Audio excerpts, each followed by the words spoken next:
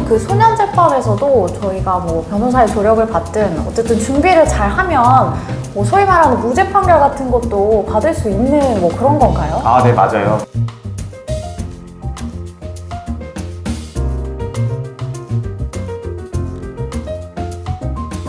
안녕하세요. 학교로TV 법무법인 지원 장권수 변호사. 안녕하세요. 김다희 변호사입니다.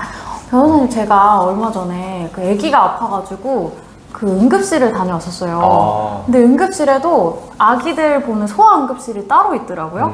근데 처음에 병원 갔을 때 그냥 응급실 아무 데나 가면 되는 줄 알았는데 거기에 이제 소아 전문의가 없다고 이렇게 빡풀 당했다고 돌려보내더라고요. 그러니까 아무리 뛰어난 전문의가 있어도 소아 같은 경우는 소아 응급실에서 또 급한 사건이라고 해도 봐야 되는구나 이런 생각이 좀 들었거든요. 이런 게 소년 재판에서도 좀 마찬가지잖아요. 아무리 좀 형사사건 많이 해봤다 한들 비공개로 진행되는 소년 재판 같은 거 해보지 않으면 변호사님들도 어떻게 대응해야 되는지 굉장히 어려움을 겪을 것 같은데 어떠세요?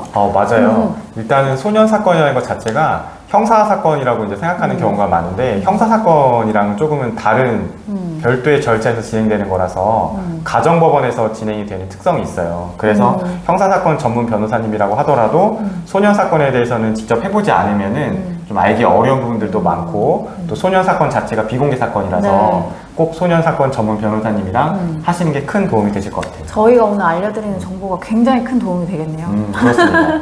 일단 처음으로 내가 이제 소년보호 재판을 받는다는 사실은 좀 언제 알게 되는 건가요? 일단은 소년 재판을 받는다는 거는 갑자기 소년 재판으로 바로 가는 건 아니고요.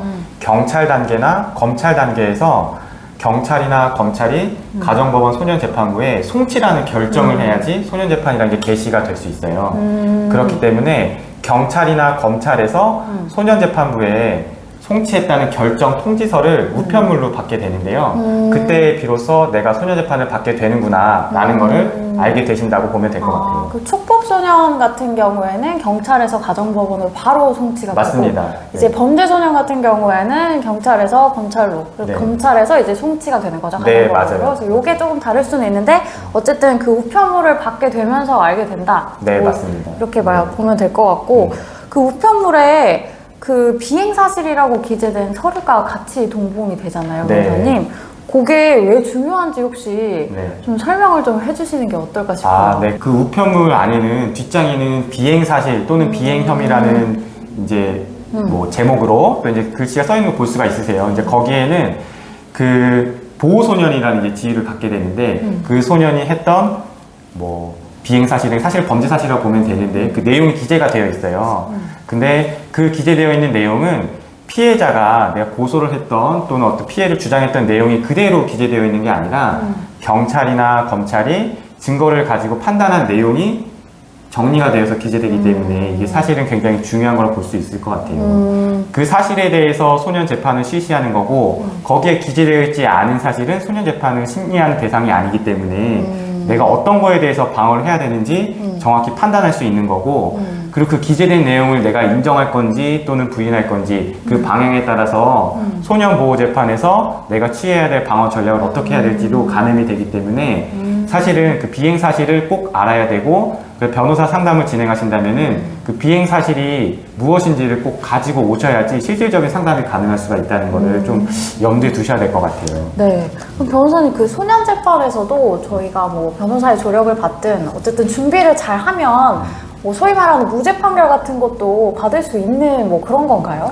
네, 맞아요. 소년 재판에서도 불처분 결정이라는 게 있어요. 이게 일종의 형사재판에서 무죄 판결하고 같은 건데 경찰이랑 검찰이 소년재판부에다가 송치를 했다고 하더라도 소년재판부에서는 경찰이나 검찰이 비행사실로 판단하는 사실관계가 없다고 판단이 되거나 또는 그런 사실이 있다고 하더라도 이 아이한테 보호처분을 내릴 필요가 있을까? 굳이. 네, 그런 경우에는 불처분 결정을 내릴 수가 있습니다. 이럴 때는 아무런 보호처분도 받지 않고 그대로 사건이 끝나기 때문에 무죄 판결하고 같은 효과를 갖게 돼요. 그렇기 때문에 내가 경찰이나 검찰 단계에서 소년재판으로 가는 거를 막지 못했다고 하더라도 소년재판 단계에서도 방어 전략을 어떻게 잘 꾸리고 어떻게 잘 방어를 하는지에 따라서 결과는 얼마든지 달라질 수가 있습니다. 네. 변호사님 그러면 심리기일이 굉장히 중요한 걸로 알고 있어요. 네. 소년재판에서는. 네. 심리기일 당일이 어떤 식으로 진행이 되는지에 대해서 좀 설명해 주시면 좋을 것 같아요.